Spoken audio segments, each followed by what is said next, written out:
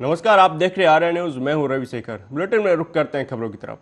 नरेंद्र मोदी आज तीसरी बार प्रधानमंत्री पद की शपथ लेंगे। नरेंद्र मोदी लगातार तीसरी बार प्रधानमंत्री पद की शपथ लेने के साथ ही रविवार को इतिहास रचेंगे। पूर्व प्रधानमंत्री जवाहरलाल नेहरू के बाद नरेंद्र मोदी ऐसे दूसरे और पहले गैर कांग्रेसी नेता होंगे जो लगातार तीसरी बार प्रधानमंत्री पद की शपथ लेंगे। राष्ट्रपति द्रौपदी मुर्मू शाम 7:15 पर राष्ट्रपति भवन में भव्य समारोह में नरेंद्र मोदी को पद और गोपनीयता की शपथ दिलाएंगी। मोदी के साथ मंत्री परिषद के सदस्य भी शपथ लेंगे। 7 राष्ट्रों के शासनाध्यक्ष, कई देशों के राजदूत, उच्चायुक्त, देश के विभिन्न क्षेत्रों के विशिष्ट हस्तियां सहित करीब 8,000 लोग इस ऐतिहासिक पल के गवाह बनेंगे।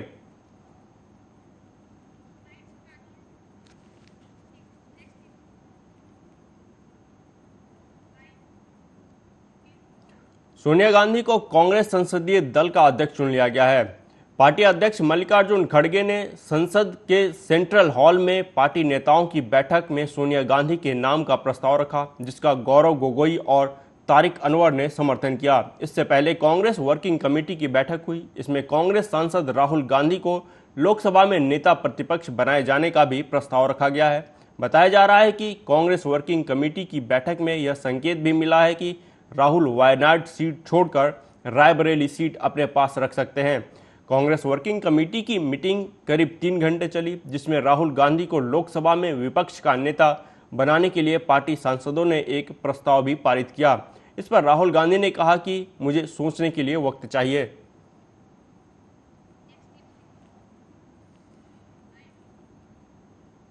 वहीं सोनिया गांधी के कांग्रेस संसदीय दल का अध्यक्ष चुने जाने पर हिमाचल प्रदेश के मुख्यमंत्री सुखविंदर सिंह सुक्खू ने कहा कि दोबारा सभी सांसद और गठबंधन के सदस्य ने सोनिया गांधी को चुना है। उन्होंने कहा कि जिस प्रकार उन्होंने 5 साल विपक्ष को लीड किया है, यह एक अच्छी बात है।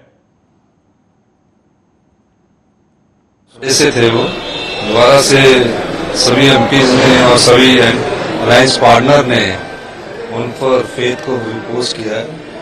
जिस तरह उन्होंने 5 साल सीपीपी रहने के बाद अच्छी तरह से ओपोजिशन को लीड किया, एक बार मैडम सोनिया जी को बहुत बहुत अच्छा लगा, बहुत अच्छी बात है। और बाकी राहुल जी एलओपी के तौर पर ये तो एआईसीसी ही आपको इस जो भी फैसला करेगी वही ऑफिशियल स्पोक्स पर्सन आपको बताएंगे। देखिए, ये तो हाई लेवल की बात है, ये एआईसीसी के प्रवक्ता और लीडर आपको बता सकते हैं। मैं इस पर कोई टिप्पणी मैं जानता ही नहीं ना, तो मैं क्या बताऊं। 9 जून रविवार को शाम 7:15 पर नरेंद्र मोदी तीसरी बार प्रधानमंत्री पद की शपथ लेंगे। इस शपथ ग्रहण समारोह के बाद अरुणाचल प्रदेश, उड़ीसा और आंध्र प्रदेश में भी विधानसभा चुनाव के बाद नए मुख्यमंत्री का शपथ समारोह होगा। इस कार्यक्रम में पीएम मोदी भी शामिल होंगे।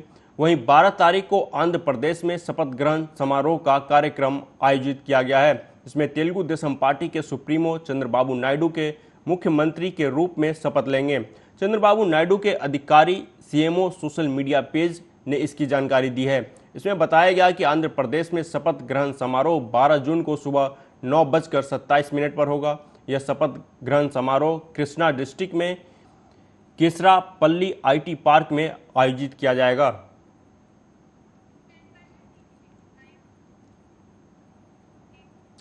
जेडीयू प्रवक्ता केसी त्यागी ने कहा कि चुनाव नतीजों की घोषणा होते ही इंडिया गठबंधन के बड़े बड़े नेता और कांग्रेस नीतीश कुमार और जेडीयू को अपनाने में लग गए थे। जो नीतीश कुमार को संयोजक बनाने के लिए तैयार नहीं थे, उन्हें प्रधानमंत्री पद का ऑफर आया। जेडीयू प्रवक्ता केसी त्यागी ने कहा कि नीतीश कुमार को प्रधानमंत्री पद का ऑफर मिला, लेकिन जेडीयू ने इस ऑफर को स्वीकार नहीं किया और नीतीश कुमार ने प्रधानमंत्री के रूप में नरेंद्र मोदी के नाम का अनुमोदन किया। केसी त्यागी ने कहा कि इंडिया गठबंधन द्वारा यह ऑफर दिया गया था। उन्होंने कहा कि इसका सबूत हमारे पास मोबाइल फ़ोन में है। अगर किसी ने नाम जानना चाहा तो हम बताएंगे। उन्होंने बताया कि यह ऑफर 4 जून को परिणाम आने के बाद कांग्रेस पार्टी के वरिष्ठ और सहयोगी पार्टी से आया था। इसकी जेडीयू के नेतृत्व ने उनको रिजेक्ट कर दिया और नए प्रधानमंत्री के रूप में श्री नरेंद्र मोदी के नाम का अनुमोदन श्री नीतीश कुमार जी ने किया और ये सारी अफवाहें जो उनके द्वारा फैलाई गई थी उनका समापन हो गया। लेकिन ये पॉलिटिकल बैंकरप्सी इंडी गठबंधन के नेताओं की रही कि जिस व्यक्ति को वो कन्वीनर बनाने के लिए तैयार नहीं थे उसको प्रधानमंत्री का पद ऑफर कर रहे थे। नंबर 1। नंबर 2, नेताओं के नाम और जो कन्वर्सेशन है वो फोनों में बंद है। लिहाजा अगर किसी नेता ने नाम जानना चाहा या खंडन करना चाहा तो हमारे पास वो सारे सबूत। प्रपोजल तो उन्होंने खुल्लम खुल्ला मीडिया में दिए हैं, इसमें जो कैद है वो अलग है। नेताओं के नाम भी, कन्वर्सेशन भी, और उन्होंने खुद नीतीश कुमार को और चंद्रबाबू नायडू को वो डेली खुल्लम खुल्ला समाचार पत्रों के जरिए कह रहे। नहीं, मैं किसी को नाम नहीं ले रहा, लेकिन कांग्रेस के जो हाईएस्ट ऑफिसर्स हैं, ऑफिस बेरर्स हैं, उनका भी था और जो सहयोगी पार्टी है उनका भी था।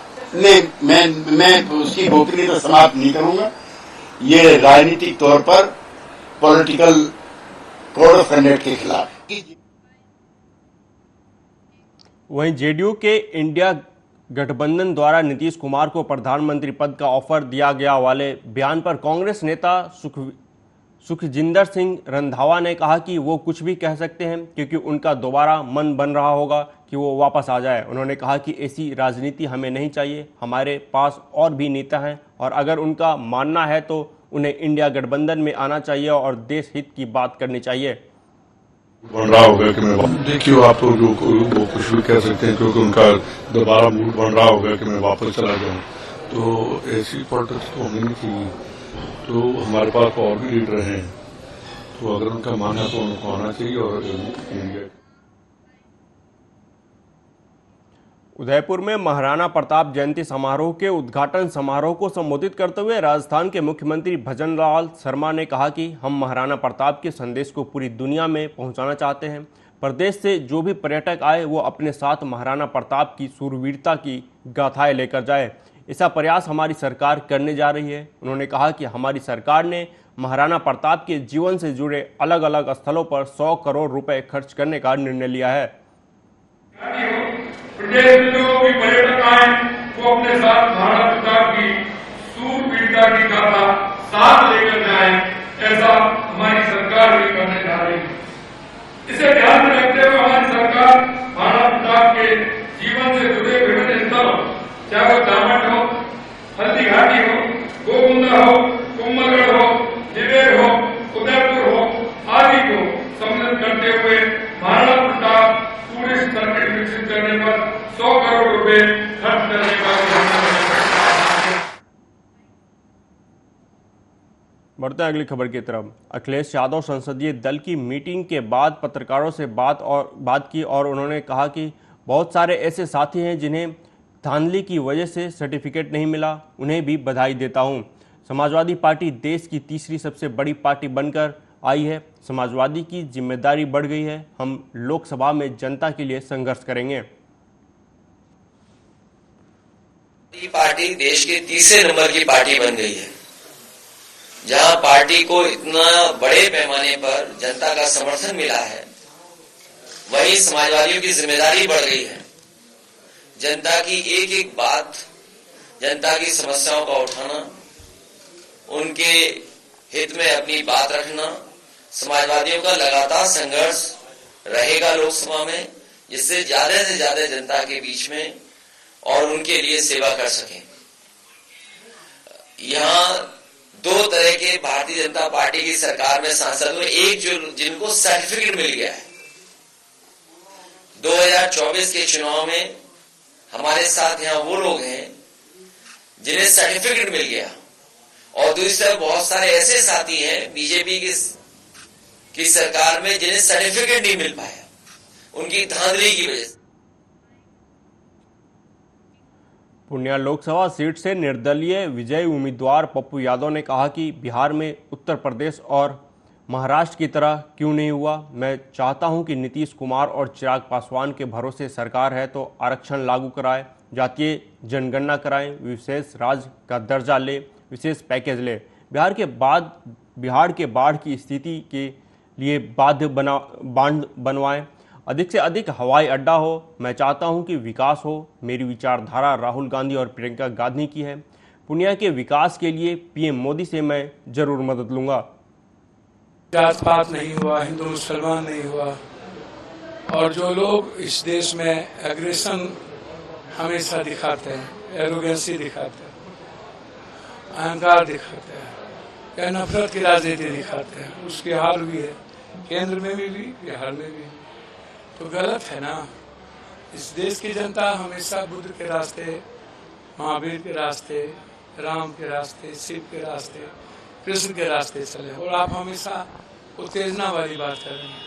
तो आज का युवा उत्तेजना नहीं देखना चाहता, वो जिंदगी चाहता है, वो जीना चाहता है, मुस्कुराना चाहता है, और सभी लोग लग गए। आज 25-30 सीट, कम से कम 25 सीट होती है आज इंडिया को। आप कितने से हार रहे हैं? आप मधेपुरा हार रहे हैं, आप कटिहार हार रहे हैं, सुपौल हार रहे हैं, आप खगड़िया हार रहे हैं।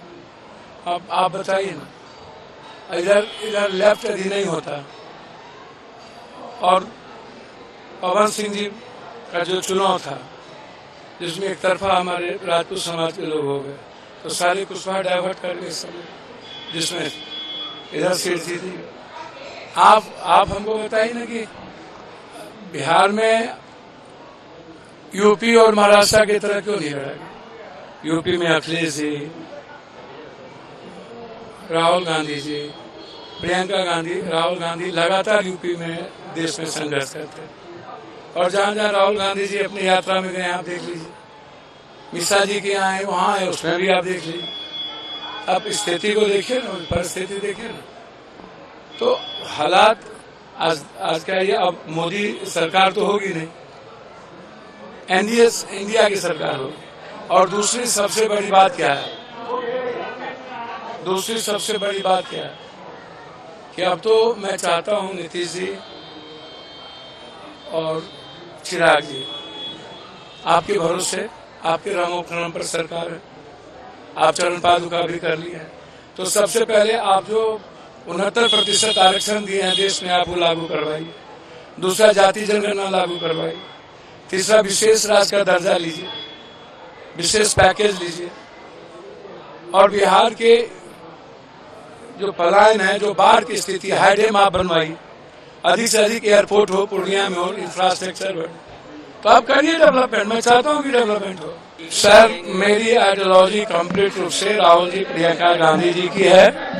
पीएम मोदी से हम निश्चित रूप से मदद लेंगे पूर्णिया के विकास के लिए और सहयोग के लिए हर परिस्थिति में।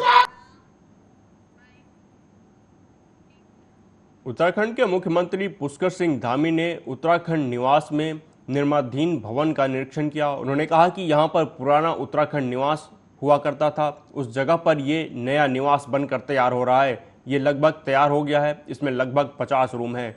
जुलाई महीने में इसका लोकार्पण होगा। निर्माण चल रहा है तो इसकी गुणवत्ता अच्छी होनी चाहिए और इसमें सामान अच्छे लगे। उन्होंने कहा कि ये सब जल्दी बनाने को भी कहा गया है। ये हमारा राजधानी है, देश की राजधानी है, और देश की राजधानी में हमारे उत्तराखंड से आने वालों की संख्या, जनप्रतिनिधियों की और अन्य हमारे ऑफिशियल्स हैं, लगातार यहाँ काम काज होता है, लगातार आना पड़ता है।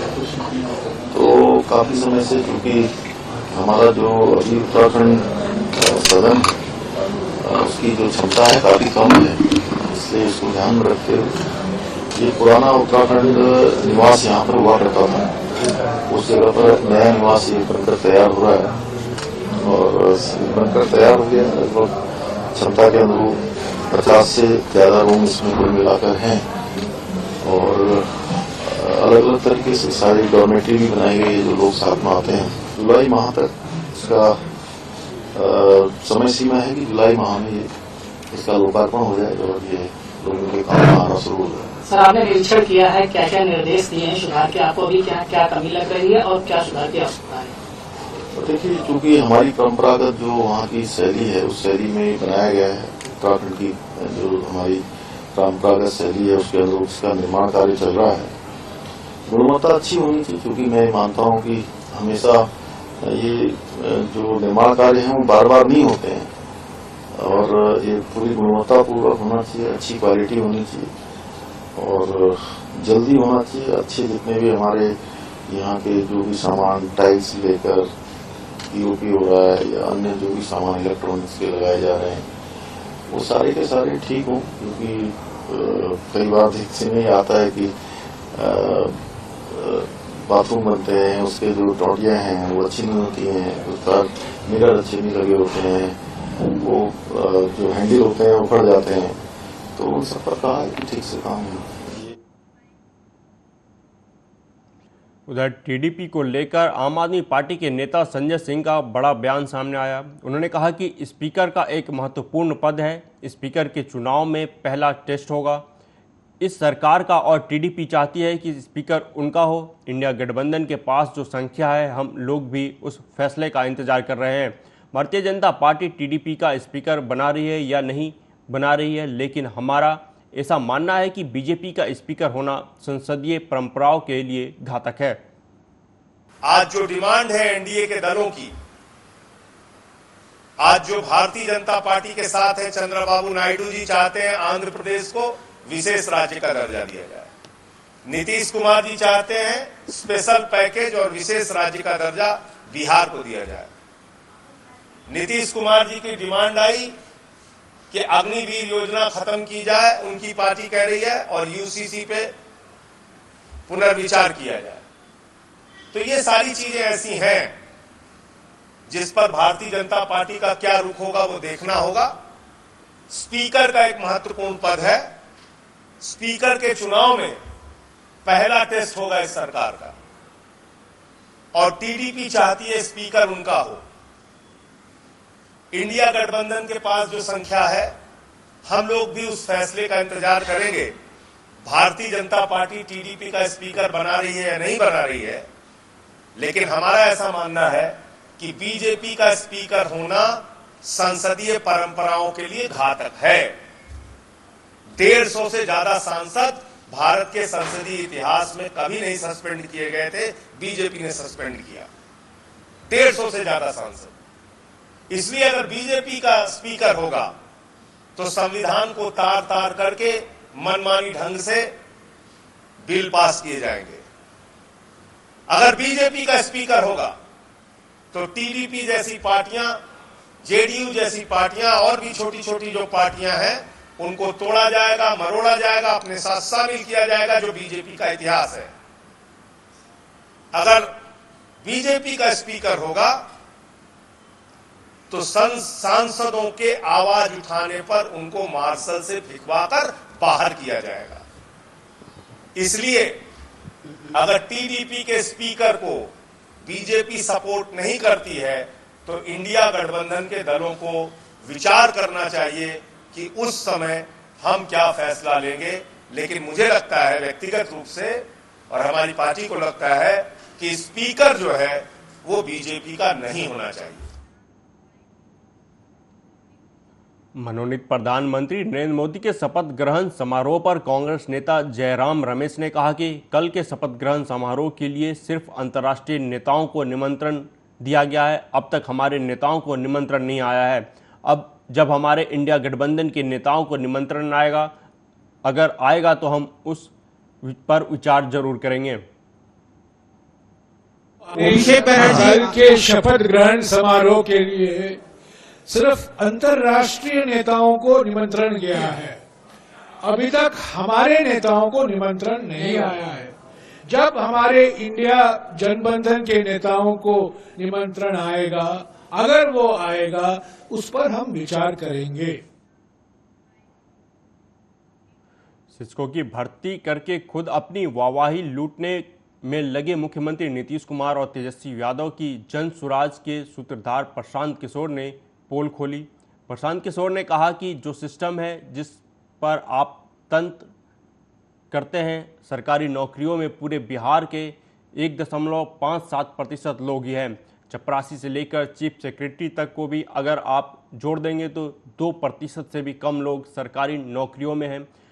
पूरी व्यवस्था है वो सिर्फ 2% सरकारी नौकरी करने वाले लोगों की वजह से नहीं है। दिक्कत यह है कि जो जनप्रतिनिधि हैं, लोकतंत्र में मालिक हैं, वो जो अफसर को चुनकर बैठाते हैं, अफसर वैसे ही काम करता है जैसा लोग करवाना चाहते हैं। पत्रकारों से बातचीत में प्रशांत किशोर ने आगे कहा कि यही नीतीश कुमार हैं जो 2005 से 2010 में यही तंत्र था, यही अफसर थे, और इन्हीं की वजह से कई क्षेत्रों में सुधार दिखा। अब वो सुधार नहीं दिख रहा है। बदहाली दिख रही है। ऐसा इसलिए हो रहा है कि क्योंकि नीतीश कुमार की अपनी प्राथमिकता बदल गई है। पहले वो बिहार को सुधारने में लगे थे और अब वो कुर्सी बचाने में लगे हुए हैं। उसी वजह अफसर जो है, जो सिस्टम है पूरा, जिसको आप तंत्र कहते हैं, सिस्टम कहते हैं, सरकारी नौकरियों में कुल बिहार के 1.57% लोग ही हैं। सिर्फ 1.57% लोग ही, 2% से कम लोग ही, चपरासी से लेकर चीफ सेक्रेटरी तक सबको अगर आप जोड़ दीजिएगा तो 2% से कम लोग सरकारी नौकरियों में हैं। तो पूरी जो व्यवस्था है वो सिर्फ 2% सरकारी नौकरी करने वाले लोगों की वजह से नहीं है।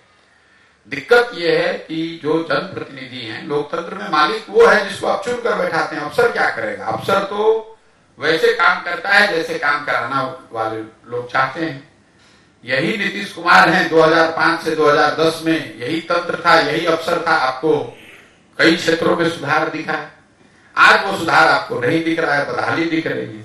इसलिए कि नीतीश कुमार की अपनी प्राथमिकता बदल गई है। उस समय वो बिहार को सुधारने में लगे हुए थे, आज अपनी कुर्सी बचाने में लगे हुए हैं। उज्जैन में कांग्रेस नेता रियाज खान को वक्फ बोर्ड ने 7 करोड़ रुपए की वसूली का नोटिस दिया है। शिकायत के बाद रियाज के खिलाफ खारा कुआं थाने में एफआईआर भी दर्ज कर ली गई है। उन पर वक्फ बोर्ड की जमीन पर स्थित दुकानदारों से वसूली का आरोप है। रियाज खान युवा कांग्रेस के पूर्व अध्यक्ष रह चुके हैं और वर्तमान में उज्जैन शहर कांग्रेस कमेटी के उपाध्यक्ष हैं। दरअसल रियाज खान पिछले 26 साल से उज्जैन में वक्फ बोर्ड के अध्यक्ष रहे हैं। इस दौरान वक्फ बोर्ड की संपत्ति की देखरेख करते रहे। वक्फ बोर्ड भोपाल ने रियाज खान को नोटिस दिया। इसमें अवैध रूप से साल 2006-07 से वर्ष 2022-23 तक 7 करोड़ 11 लाख रुपए की रिकवरी निकालकर 7 दिन में जवाब देने के लिए कहा गया है। वक्फ बोर्ड ने रियाज पर आरोप लगाया है कि इनके कार्यकाल में वर्तमान तक अनाधिकृत रूप से वक्फ बोर्ड के किराएदारों से वसूली की जा रही है और अब तक 7 करोड़ 11 लाख 99 हजार रुपए की वसूली रियाज खान से की जाए। थाना खाराकुआ क्षेत्र के अंतर्गत मलार गेट कॉम्प्लेक्स स्थित है, जो कि वक्फ बोर्ड की प्रॉपर्टी है।